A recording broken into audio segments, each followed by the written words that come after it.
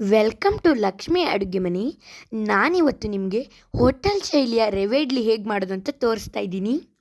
ನಾನು ಅರ್ಧ ಬೌಲ್ ಉದ್ದಿನಬೇಳೆ ತೊಗೊಂಡಿದ್ದೀನಿ, 1 ಬೌಲ್ ಅವಲಕ್ಕಿ ತೊಗೊಂಡಿದ್ದೀನಿ, ಮತ್ತು 1 ಬೌಲ್ ಅನ್ನ ತಗೊಂಡಿದ್ದೀನಿ. ನಾನು ತೋರಿಸಿರೋ ಬೇಳೆನ ನೆನೆಯಕ್ಕಿಟ್ಟಿದ್ದೀನಿ. ಈಗ ನಾನು 2 ಸ್ಪೂನ್ ಕಡಲೆಬೇಳೆ ತಗೊಂಡಿದ್ದೀನಿ. ನಾನು ಮಿಕ್ಸಿಗೆ ಹಾಕೋಕ್ಕಿಂತ ಮುಂಚೆ 10 ನಿಮಿಷಗಳ ಕಾಲ ಅವಲಕ್ಕಿನ ನೆನೆಯಕ್ಕೆ ಬಿಟ್ಟಿದ್ದೀನಿ. ಈಗ ಒಂದು ದೊಡ್ಡ ಜಾರಲ್ಲಿ ನೆನೆಯಕ್ಕಿಟ್ಟಿದ್ದಂಥ ಉದ್ದಿನಬೇಳೆ ಹಾಕ್ಕೊತಾ ಇದ್ದೀನಿ. ಹಾಗೆ ನೆನೆಯಕ್ಕಿಟ್ಟಿದ್ದಂಥ ಅವಲಕ್ಕಿನೂ ಹಾಕ್ಕೊತಾ ಇದ್ದೀನಿ.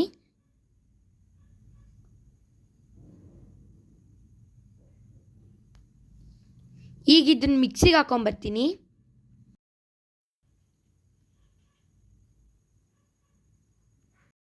ನಾನು ಒಂದು ಪಾತ್ರೆಯಲ್ಲಿ ರುಬ್ಬಿಟ್ಟಿರುವಂಥ ಉದ್ದಿನಬೇಳೆ ಮತ್ತು ಅವಲಕ್ಕಿನ ಹಾಕ್ಕೊತಾ ಇದ್ದೀನಿ. ಈಗ ನಾನು ರೈಸ್ನ ಗ್ರೈಂಡರ್ ಮಾಡ್ಕೊಂಬರ್ತೀನಿ. ಕಡಲೆಬೇಳೆ ಹಾಕ್ಕೊಂಡೆ, ಈಗ ಎಲ್ಲ ಮಿಕ್ಸ್ ಮಾಡಿಕೊಂಡೆ. ಈಗ ಪ್ಲೇಟ್ ಮುಚ್ಚಿಬಿಡೋಣ.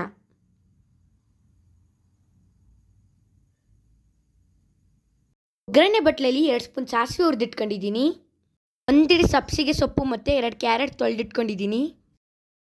ರಾತ್ರಿ ಮಿಕ್ಸ್ ಮಾಡಿದಂಥ ಹಿಟ್ಟಿಗೆ ತುರಿದಿರೋ ಕ್ಯಾರೆಟು ಮತ್ತು ಸಣ್ಣದಾಗಿ ಹಚ್ಚಿರೋ ಸಬ್ಸಿಗೆ ಸೊಪ್ಪನ್ನ ಆ್ಯಡ್ ಮಾಡ್ಕೊತಾ ಇದ್ದೀನಿ.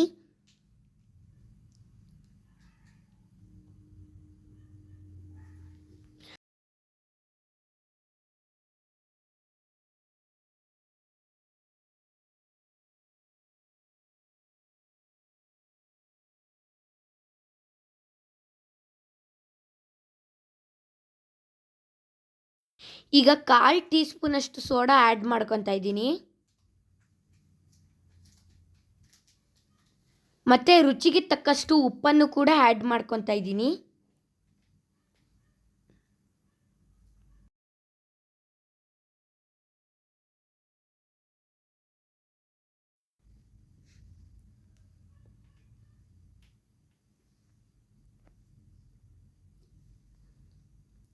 ಈಗಿದು ಮಿಕ್ಸ್ ಆಗಿದೆ.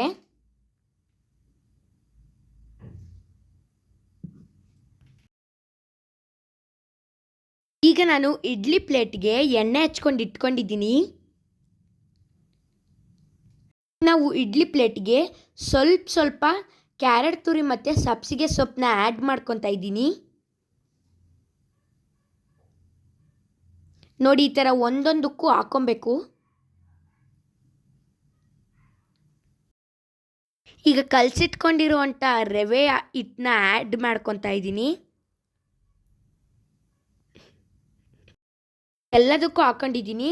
ಇಡ್ಲಿ ಕಂಪ್ಲೀಟ್ ಆಗಿದೆ. ಈಗ ಚಟ್ನಿ ಹೇಗೆ ಮಾಡೋದು ಅಂತ ತೋರಿಸ್ತಾ ಇದ್ದೀನಿ. ಈಗ ನಾನು ಚಟ್ನಿ ರುಬ್ಕೊಳ್ಳೋದಕ್ಕೆ 1 ಕಾಯಿ, 10ರಿಂದ 15 ಮೆಣಸಿನ್ಕಾಯಿ ಮತ್ತು ಸ್ವಲ್ಪ ಕೊತ್ತಂಬರಿ ಸೊಪ್ಪು ಮತ್ತು 1 ಟೇಬಲ್ ಸ್ಪೂನಷ್ಟು ಉಪ್ಪು. ಈಗ ನಾನು ಒಗ್ಗರಣೆಗೆ 1 ಸ್ಪೂನ್ ಸಾಸಿವೆ, 2 ಟೇಬಲ್ ಸ್ಪೂನಷ್ಟು ಆಯಿಲ್ ಮತ್ತು 1 ಟೇಬಲ್ ಸ್ಪೂನಷ್ಟು ಉದ್ದಿನಬೇಳೆ ಇದನ್ನೆಲ್ಲ ಹಾಕ್ಕೊಂಡು ಒಗ್ಗರಣೆ ಮಾಡ್ಕೊತಾ ಇದ್ದೀನಿ.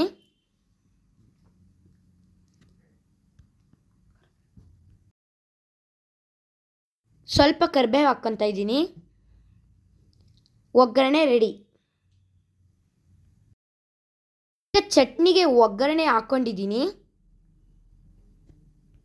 ವಾವ್, ನೋಡಿ ಎಷ್ಟು ಬ್ಯೂಟಿಫುಲ್ಲಾಗಿ ಕಾಣಿಸ್ತಿದೆ. ಬನ್ನಿ ಬ್ರೇಕ್ಫಾಸ್ಟ್ ಮಾಡೋಣ. ನಮ್ಮ ಚಾನಲ್ ನಿಮಗೆ ಇಷ್ಟ ಆದಲ್ಲಿ ಲೈಕ್ ಮಾಡಿ, ಶೇರ್ ಮಾಡಿ, ಸಬ್ಸ್ಕ್ರೈಬ್ ಮಾಡಿ. Thank you.